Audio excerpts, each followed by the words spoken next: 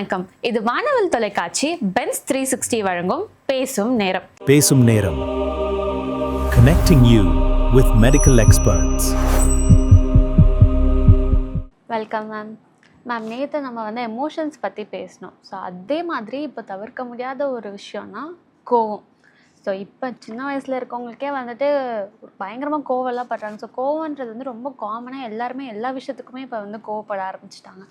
So இந்த கோவனால என்ன மாதிரியான விஷயங்கள்லாம் உங்களுக்கு ஆகுதுன்றது நிறைய கேள்விகளும் நம்ம ஆடியன்ஸ்லாம் வச்சுருக்காங்க. ஸோ பேசிக்காக இந்த விஷயத்தை நீங்கள் எப்படி பார்க்குறீங்கன்னு சொல்லுங்கள் டாக்டர். ஸோ கோவங்கிறது ரொட்டீனாக நம்ம வாழ்க்கைக்கு தேவையான ஒரு விஷயந்தான். நம்ம கோவமே படாமல் போயிட்டு இருந்தோம்னா பாசிபிள் இல்லை. கோவம் நம்ம எங்கேருந்து படிக்கிறோம் அப்படின்னா சின்ன வயசுலேருந்து தான். அம்மா அப்பா நான் எதையோ போட்டு உடச்சிடுறேன், எனக்கு ஒரு 3 வயசு தான், அப்பா அம்மா என்னை கோவமாக பார்க்குறாங்க. ஸோ ஃபஸ்ட்டு நம்ம அந்த கண்லேருந்து தான் புரிஞ்சுக்கிறோம் அவங்க எப்பவும் பண்ணுற மாதிரி இல்லை, அவங்களோட மொத்த பாடியே மாறிடுச்சு, ஒரு விதமான டென்ஷன் இருக்குது. அப்போது நம்ம இந்த மாதிரி யாராவது தப்பு பண்ணிட்டாங்க அப்படின்னா நம்ம இப்படி தான் ரியாக்ட் பண்ணும் போல அப்படின்னு சின்ன வயசுலேருந்தே நம்ம பார்த்து படிக்கிறது தான் கோவம். நமக்கு நேச்சுரலாக உள்ளது பார்த்தீங்கன்னா ஒரு வருத்தம் தான்.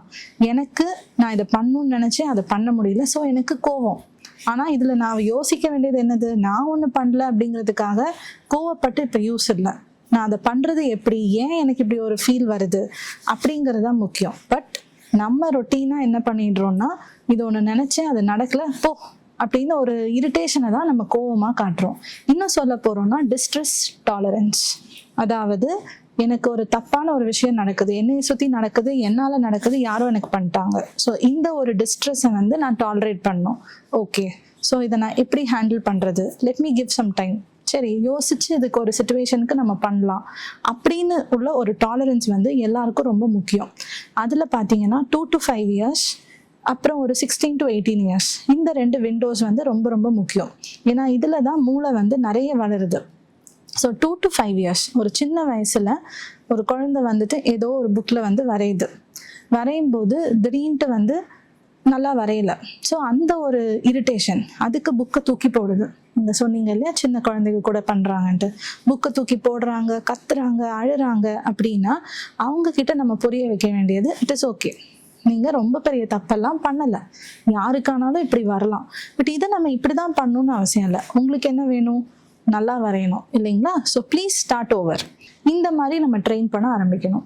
இது சின்ன வயசுலேயே நம்ம மெதுவாக பண்ணிட்டோம் அப்படின்னா பெட்டராக தான் இருக்கும்.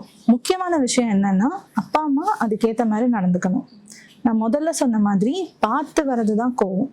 ஸோ சின்ன குழந்தைக்கு ரொம்ப கோவம் வருது அப்படின்னா அப்பா அம்மா முடிஞ்ச அளவுக்கு அந்த கோவத்தை வெளியில் காட்டாமல் அவங்க ஹெல்த்தியாக அதை மேனேஜ் பண்ண ஃபஸ்ட்டு கற்றுக்கணும். ஏன்னா குழந்தைங்க உங்களோட வார்த்தைகளை விட உங்களோட பாவங்களை தான் பார்ப்பாங்க. நீங்கள் கொஞ்சம் டென்ஷனாக இப்படி பார்த்தீங்கன்னாலுமே குழந்தைங்களுக்கு நல்லா தெரிஞ்சிடும். 6 மாத குழந்தைக்கு கூட இது நல்லா தெரியும். ஸோ குழந்தைங்களோட இந்த சின்ன வயசு கோவத்தை ஒரு அப்பா அம்மாவாக இருந்து அவங்க சரி பண்ண ஆரம்பித்தாங்கன்னா இவங்க பெருசாக ஆக ஒரு பெட்டரான இண்டிவிஜுவலாக தான் இருப்பாங்க. ஓகே, ஒரு தப்பு நடந்துருச்சு, என்னால் ஏதோ தப்பு நடந்தாலும் ஓகே, மிஸ் என்னை தப்பாக திட்டாங்க, it's okay, let me take some time அப்படிங்கிறது அந்த வயசில் வரும். அடுத்த முக்கியமான டைம் 16 to 18 years. நான் என்ன இப்படி நினச்சிக்கிட்டு இருக்கேன், நான் 12th ஸ்டேட் ஃபர்ஸ்ட் வாங்கவே நினச்சிட்டு இருக்கேன், ஆனால் வாங்க முடியல. அப்பா அம்மா என்னை ஃப்ரீயாக விட்டுறணும்னு நினைக்கிறேன், ஆனால் நோயின்னு ஏதோ சொல்லிட்டே இருக்காங்க. ஸோ இதெல்லாம் அடுத்த விஷயம். ஸோ இந்த இடத்துல சுற்றி உள்ளவங்க என்னை எப்படி பார்க்குறாங்க, ஆனால் நான் அப்படி பார்க்கல, எனக்கும் அவங்களுக்கும் இடையில ஒரு சின்ன ஒரு மாறுதல்கள் இருக்கு. ஸோ இதுக்கு நான் திருப்பி கோவப்படணுமா இல்லை நான் ஒரு பாஸ் பண்ணணுமா அப்படிங்கிறத அப்பா அம்மாவா திருப்பி ஒரு 16 to 18 yearsல அவங்க சொல்லி கொடுக்கலாம். அதுக்கும் மேலே அந்த வயசுல ஹெல்த்தி ஃப்ரெண்ட் சர்க்கிள். என் கூட உள்ளவங்க எல்லாரும் போறாங்க ஆகும்னு அவங்க அப்பா அம்மா மேல கோச்சிக்கிட்டு எல்லாத்தையும் தூக்கி போட்டுடுறாங்க. அப்ப நான் என்ன நினைப்பேன், அப்படி பண்றாதான் நல்லது போல, நம்மளும் அப்படி பிஹேவ் பண்ணாதான் அந்த சர்க்கிளில் சர்வைவ் ஆக முடியும் போலன்னு நினைப்போம். ஸோ அதுக்கு திருப்பி எனக்குன்னு ஒரு இண்டிவிஜுவாலிட்டி வேணும். நான் புரிஞ்சுக்கணும் எது நல்லது, என்னோட எமோஷனை ஃபஸ்ட்டு நான் பிக்கப் பண்ணணும். ஓகே, இது எனக்கு கோவமா இல்லை வருத்தமா. ஸோ எய்தர் அது என் மேலே டைரக்டட் கோவம், நான் இப்படி பண்ணலேங்கிற கோவம், ஆர் இன்னொருத்தங்க இப்படி பண்ணலேங்கிற வெளியில் டைரக்ட் பண்ணுற கோவம். ஸோ அந்த வருத்தங்களை நம்ம ஃபஸ்ட்டு தெரிஞ்சுக்கணும். நம்ம அந்த வருத்தத்தில் இருக்கிற வரை நம்மளோட கோவம் சரியாகாது. திருப்பி இட்ஸ் ஓகே, சரி பண்ணிடலாம் அப்படின்னு நம்மளை நாமளே கன்வின்ஸ் பண்ணால் மட்டும்தான் இதுலேருந்து வெளில வர முடியும். ஸோ அதில் தான் ஆங்கர் மேனேஜ்மெண்ட் ஆக்சுவலி ஸ்டார்ட் ஆகுது. ஸோ சைல்ட்ஹுட்லேருந்து உங்களோட ஆங்கரை, அதாவது உங்கள் எமோஷன்ஸ், உங்கள் டிஸ்ட்ரெஸ்ஸை கரெக்டாக டாலரேட் பண்ண நீங்கள் கற்றுக்கிட்டீங்கன்னா பேலன்ஸ்டாக கோவப்படுற ஒரு அடல்ட்டாக நீங்கள் இருப்பீங்க. ஸோ அப்போ மோஸ்ட்டாக வந்து பேரண்ட்ஸ் வந்து இப்போ குழந்தைங்க கிட்ட ரொம்பவே கேர்ஃபுல்லாக இருக்கணும் இல்லையா? ஸோ என்னதான் அவங்களுக்குள்ள பிரச்சனை இருந்தாலுமே பசங்க இருக்கக்குள்ள அது வந்து அவங்க காமிக்காமல் இருக்கிறது நல்லது. ஆமாம், பட் அவங்களுக்குள்ள பிரச்சனை இருந்தாலுமே ஹெல்த்தியாக இருக்கிற பிரச்சனைகள் பசங்களுக்கு தெரியணும். ஸோ பிரச்சனையே இல்லாத பேரண்ட்ஸ் வந்து கிடையாது. ஸோ குழந்தைக்கு தப்பான எண்ணம் வந்துடக்கூடாது, நமக்கு பிரச்சனையே இல்லாத ஒரு உலகம் இருக்குது அப்படின்னு அவங்க நினைக்கக்கூடாது. பிரச்சனைகள் உள்ள உலகம் தான் இருக்குது, பட் அதுலேருந்து என்னால் மீண்டு வர முடியும் அப்படிங்கிற அந்த ஒரு கான்ஃபிடென்ஸ் தான் பில்ட் பண்ணணும். அண்ட் அவங்க செல்ஃப் எஸ்டீம் பில்ட் பண்ணணும். ஐ எம் ஃபைன், நான் நல்லா தான் இருக்கேன், என்னால் சில விஷயங்கள் முடியும், ஐ கேன் டூ இட், எனக்கு இன்னொருத்தங்க பண்ணி அதை பார்த்து கோவப்படணுங்கிற அவசியம் இல்லை அப்படிங்கிறத அவங்க புரிய ஆரம்பிக்கணும். மேம், நம்ம ஜென்ரல் ஆடியன்ஸ் வந்து கொஸ்டின் கேட்கணும்னு சொல்கிறாங்க, நம்ம கேட்டுக்கலாம். Hi ma'am, I am Reshma. எங்கள் வீட்டில் யார் திட்டினாலும் கோவம் வருது, அது ரைட்டாக இருந்தாலும் கோவம் வருது, அது ஏன்னு தெரில. என்ன என் மேலே தப்பே இல்லைனா கூட வந்து எனக்கு கோவம் வருது, அது ஏன் மேம்? ஓகே, ஸோ அப்போது ரெண்டு சைடோட மனநிலம் அதை வந்து கொஞ்சம் புரிஞ்சுக்கோங்க. லைக் இப்போது நான் இந்த ஒரு மினிட்ல உங்கள் மேலே கோவப்படுறேன் அப்படின்னா என்னோட அந்த ஃபுல் டேயுமே இட் மேட்டர்ஸ்.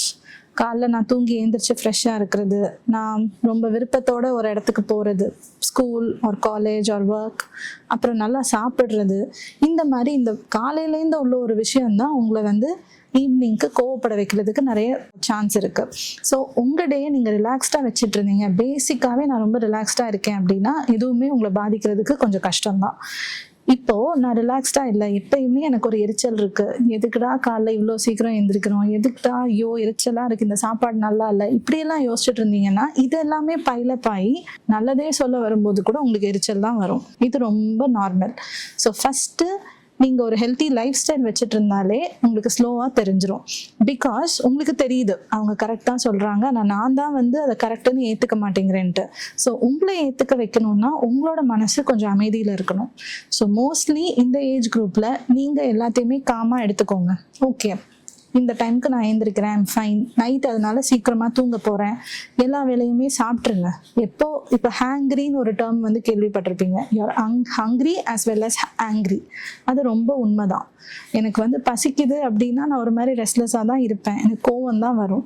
ஸோ அந்த மாதிரி சாப்பாடு எதுவும் ஸ்கிப் பண்ணாமல் ஹெல்த்தியாக என்னென்ன பண்ணணுமோ ஹெல்த்தி ஃபுட்ஸ் சாப்பிடுங்க, ஜங்க் ஃபுட்ஸ் அவாய்ட் பண்ணுங்கள், கொஞ்சம் ஒரு ஃபிசிக்கல் ஆக்டிவிட்டி, ஒரு 10 minutes ஆஃப் வாக் எவ்ரிடே, ஏதாவது ஒரு ப்ளே, இந்த மாதிரி பண்ணிட்டு இருந்தீங்கன்னா தானாகவே உங்களுக்கு வந்து கோவம் கம்மியாயிடும்.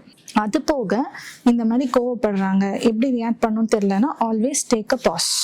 20 seconds தான் ஒரு கோவம் வந்து நீடிக்கிறதுக்கான ஆவரேஜ் டைம்.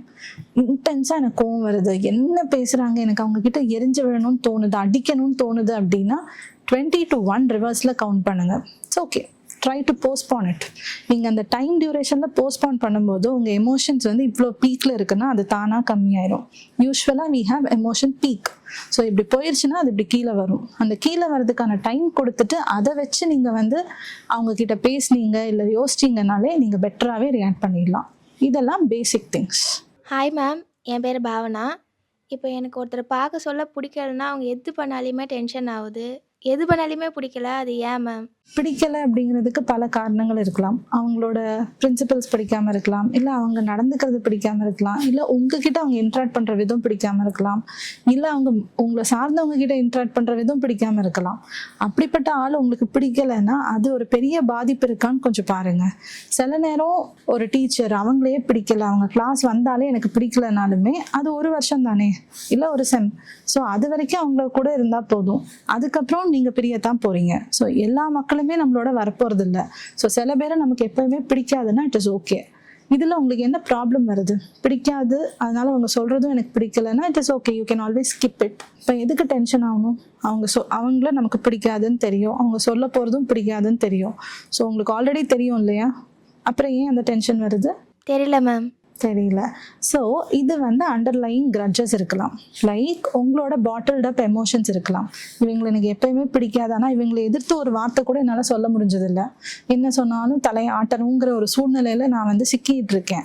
ஸோ இது பைலப்பாய் ஒரு பாட்டிலுக்குள்ளே உள்ள ஒரு எமோஷன் மாதிரி அது இருக்கும். அதனால அந்த எமோஷன்ஸை உங்களுக்கு வந்து ஓவர் கம் பண்ண டஃப்பாக இருக்கும். ஸோ இதில் நீங்கள் வந்து யோசிச்சு பாருங்கள், ஆமாம் இந்த மாதிரி ஒரு இன்சிடென்ட் நடந்துச்சு, அதில் இவங்ககிட்ட எதிர்த்து பேசணும்னு நினச்சேன், பேசணுமா? இல்லை, it is over. Okay, but இனிமேல் இப்படி நடந்தால் இப்படி பேசணும்னு நினைக்கிறேன், பேச முடியுமா? யோசிச்சு பாருங்க. பேச முடியும்னா பி ப்ரிப்பேர்ட், இல்லை அப்படின்னா விட்டுருங்க.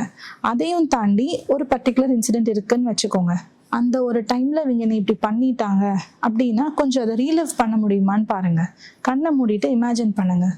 அன்னைக்கு ஒரு நாள், ஏன்னா அவங்கள பிடிக்கலன்னு நீங்கள் டிசைட் பண்ணுறதுக்கு ஒரு ஒரு விஷயமாவது இருக்கும். அவங்க நிறைய பண்ணியிருந்தாலும் ஒன்று உங்களை ரொம்பவே பாதிச்சதாக இருக்கும். ஸோ கண்ணை மூடி அதை திருப்பி ரீலிவ் பண்ணுங்கள். It could be months back, years back or days back. அந்த இடத்துல this is happening around me, what can I do? இப்போ உள்ளனா அப்போ உள்ள என்கிட்ட என்ன சொல்லியிருப்பேன்? ஒரு ஆறுதலாக 4 வார்த்தை சொல்ல முடிஞ்சு உங்களால் இமேஜின் பண்ணிக்கிட்டீங்கன்னா உங்கள் எமோஷன்ஸ் கம்மியாயிடும். அப்புறம் ஒவ்வொரு வாட்டியும் அவங்களோட உள்ள இன்ட்ராக்ஷன்ஸ் இவ்வளோ டஃப்பாக இருக்காது. ஸோ இது ட்ரை பண்ணி பார்த்துட்டு சொல்லுங்கள். Thank you ma'am. Hi ma'am, I am Thiruppugazh. இப்போ நான் வெளியே எங்கேனாவது போகிறேன்னா பட்ஜெட் எல்லாமே போடுவேன் மேடம். இப்போ பஸ் சார்ஜ் எவ்வளோ செலவாகும் அந்த மாதிரி எல்லாமே பிளான் பண்ணுவேன். பெர்ஃபெக்டாக எல்லாமே பிளான் பண்ணிவிட்டு எங்கள் அப்பாட்ட போய் கொடுப்பேன். அவர் என்ன பண்ணுவார்னா, லாஜிக்கே இல்லாமல் ஒரு ப்ராப்ளம் வரும் அப்படின்னா அவரே லாஜிக்கே இல்லாத மாதிரி எல்லா ப்ராப்ளமையும் அதில் ஆட் பண்ணுவார். அதை அவர் ஆட் பண்ணி கடைசியில் போவானான்ற மாதிரியே சொல்லுவார். அந்த நேரத்தில் எனக்கு கோவம் வரும் மேடம். அதை எப்படி கண்ட்ரோல் பண்ணுறதுன்னு தெரியல. ஸோ அப்பா இப்படி தான் அப்படின்னு உங்களுக்கு ஆல்ரெடி தெரியும். இதை ஒரு 2 விதமாக நம்ம ஹேண்டில் பண்ணலாம். ஒன்று, இப்படி தான் நடக்கும்னு எனக்கு தெரிஞ்சு அதுக்கேற்ற மாதிரி நான் ப்ரிப்பேர் பண்ணிக்கலாம். பாசிபிள் கொஸ்டின்ஸ் என்னவா இருக்கும்? ஏன்ப்பா இவ்வளோ செலவு, இல்லை ஏன்ப்பா அது 2 மாதம் கழிச்சு போகலாமே. ஸோ இந்த கொஸ்டின்ஸ் உங்களுக்கு மோர் ஆர் லெஸ் ஆல்ரெடி தெரியும். ஸோ அதுக்கான ஆன்சர்ஸையும் சேர்த்து ரெடி பண்ணி வைங்க. பிகாஸ் சம்டைம்ஸ் சில பேரோட நேச்சர் அதுதான், அவங்க திருப்பி கொஸ்டின் கேட்டு கிளாரிஃபை பண்ணி அப்போ தான் they will be okay. So இந்த நேச்சருக்கு ப்ரிப்பேர்டாக நீங்கள் எக்ஸ்பெக்ட் பண்ணிட்டு போகிறது உங்களோட கையில் இருக்குது. இன்னொன்று, நான் இவ்வளோ எக்ஸ்பெக்ட் பண்ணி எல்லாத்தையும் கவர்டாக தான் நான் போகிறேன், ஆனால் எனக்கு ரொம்ப கோவம் வந்துடுது. அந்த கோவத்தை கட்டுப்படுத்த முடியலன்னா ஃபஸ்ட் 10 seconds பாஸ். இந்த மாதிரியான சிச்சுவேஷனல் ஆங்கருக்கு நீங்கள் ஒரு ஷார்ட் பாஸ் கொடுத்துக்கலாம். ஓகே. இன்னொன்று, நம்ம என்ன அனலைஸ் பண்ணோன்னா ரிவர்ஸ் பண்ணி பாருங்கள். சப்போஸ் நான் அவரோட இடத்துல இருக்கேன், என்னோட பையன் இந்த மாதிரி போகிறேன்னு சொல்கிறான், என்னோட மனசில் என்னென்ன இருக்கும்? உங்களுக்கு ரொம்ப வேண்டப்பட்ட ஒரு ஃப்ரெண்டோ இல்லை சிப்ளிங்கோ யாரோ இந்த மாதிரி ஒரு இடத்துக்கு போகிறாங்க, நீங்கள் இந்த மாதிரி கொஸ்டின்ஸ் கேட்குறீங்க அப்படின்னா உங்கள் மனசில் என்ன யோசிச்சிருப்பீங்க? Very good. So at the end of the day இது ஒரு கன்சர்ன் தான். அவன் நல்லா இருக்கணும், பத்திரமா போயிட்டு வரணும் அப்படின்னு அவர் நினைக்கிறது தான் அவர் எப்படி எக்ஸ்பிரஸ் பண்ணுறாரு. கோவம் வரும்போது இதை ஒரு நிமிஷம் யோசிச்சு பாருங்க. ஓகே, அப்பா இப்படியெல்லாம் ஒரு கன்சர்னில் தான் கேட்குறாரு, இட் இஸ் ஓகே. இன்னொன்று, அப்படி அவர் கேட்கும்போது உங்களுக்கு ஏன் கோவம் வருது? நான் என்னதான் திரும்ப கொடுத்தாலும் அவர் திரும்பியும் ஒத்துக்கவே மாட்டுறாரு. என்னதான் பண்ணாலும் அவர் முடியாதுன்னே சொல்கிறாரு. கடைசியில் நான் அனுப்பவே மாட்டுறாரு மேடம். ஓகே. ஸோ இது எப்படி ஹேண்டில் பண்ணலான்னா, இடம் பொருள் காலம். எனக்கு ஒரு பெர்மிஷன் வேணும், மோஸ்ட்லி அது கொடுக்க கொஞ்சம் டஃப்பு தான் எனக்கு தெரியும். ஸோ நேரம் டைம் பார்த்து நான் பேசுறது. அப்பா இந்த மாதிரி ஒரு நல்ல மூடில் இருக்காரு, இந்த மாதிரி ஒரு விஷயம் பண்ணிட்டு இருக்காரு, அப்போ போய் நான் கேட்டு பார்க்குறேன். சம்டைம்ஸ் சில பேருக்கு நம்ம ஸ்லோ பேஸ்டாக கொடுக்கணும். அதாவது எடுத்தோன்னே அப்பா நான் இங்கே போகிறேன், இது பண்ணுறேன், அது பண்ணுறேன்னு அவ்வளோ இன்ஃபர்மேஷனையும் கொடுக்காம, அப்பா 2 weeksல இங்கே போகலான்னு நினைக்கிறேன்ப்பா, நான் யோசிச்சுட்டு இருக்கேன்ப்பா, இப்படியெல்லாம் ப்ராப்ளம்ஸ் வருதுப்பா, ஆனால் நான் போய்க்கவா. கொஞ்சம் நம்மளோட கம்யூனிகேஷனை மாடிஃபை பண்ணால் அந்த பக்கத்துலேருந்து அவங்க சரியாக வருவாங்க. அவருக்கு ஒரு கம்ஃபர்டபுளான டைம், அவர் நல்லா சாப்பிட்டு அவர் ரொம்ப ரிலாக்ஸ்டாக இருக்கார். மோஸ்ட்லி அவர் அமைதியாக இருக்கிற டைமில் நீங்கள் எதை ப்ரெசென்ட் பண்ணாலுமே ஒரு பெட்டர் ரிசல்ட் இருக்கும். வேறஸ் அவர் வேலைக்கு போகிற டைம், இல்லை அவர் சாப்பாடுக்கு வெயிட் பண்ணிருக்கிற டைம், இல்லை ஆல்ரெடி ஒரு டயர்டான டே முடிச்சுட்டு ஈவினிங் நைட்டு இது பண்ணுறேன் அது பண்ணுறேன்னு சொல்லும்போது யாராக இருந்தாலுமே அதில் நிறைய அப்ரிஹென்ஷன்ஸ் வரும். ஐயோ நல்லா இருப்பானா வைப்பானா, எப்படி இது, சரி போவே போகாதடா, என்னால் இதுக்கு மேலே யோசிக்க முடியலன்னு அவர் கூட டயர்டாக ஃபீல் பண்ணலாம். ஸோ எந்த ஒரு விஷயத்தை நீங்கள் ப்ரெசென்ட் பண்ணாலும் இடம் பொருள் காலம், எந்த இடத்துல நான் எப்படி சொல்கிறேன், எந்த டைமில் சொல்கிறேன், அதை மட்டும் கொஞ்சம் நோட் பண்ணி கம்யூனிகேட் பண்ணி பாருங்கள். அப்போது உங்களுக்கு பெர்மிஷன்ஸ் கிடைக்கிற சான்சஸ் கொஞ்சம் ஜாஸ்தியாக இருக்கும். அது எல்லாத்தையும் தாண்டி எனக்கு ரொம்ப கோவம் வருது அந்த இடத்துல, அந்த கோவத்தை என்னால் கட்டுப்படுத்த முடியலன்னா அப்பா ஏன் அப்படி சொல்கிறாரு, நம்ம மேலே உள்ள கன்சர்ன், இட்ஸ் ஓகே, நானும் சம்டைம்ஸ் இந்த மாதிரி ஆனால் இப்படி ஆலாம் போல அப்படின்னு ஒரு தாட் கொடுத்து பாருங்கள். ஸோ அந்த இடத்துல அந்த ரீசன் அவுட் பண்ணிட்டீங்கன்னா கோவம் தானாக குறைஞ்சிரும். Thank you madam. ஸோ உடல் ரீதியாக எந்த பிரச்சனை வந்தாலும் அந்தந்த டாக்டர் போய் நம்ம பார்க்குறோம். பட் மன ரீதியாக ஏதாவது பிரச்சனை வந்துச்சுன்னா தயங்காமல் ஒரு சைக்காலஜிஸ்டையோ இல்லை ஒரு சைக்காட்டிஸ்டையோ போய் பாருங்கள், உங்களுக்கு அந்த சொல்யூஷன் கிடைக்கும். ஸோ டாக்டர் சொன்னதுலேயே எந்த அளவுக்கு அது ஒரு இம்பார்ட்டண்ட்டான விஷயம்னு உங்களுக்கு புரிஞ்சிருக்கும்னு நினைக்கிறேன். ஸோ இதே மாதிரி அடுத்த எபிசோடில் சந்திக்கலாம். Until then, this is Yoga Priya signing off. இது பென்ஸ் 360 வழங்கும் பேசும் நேரம்.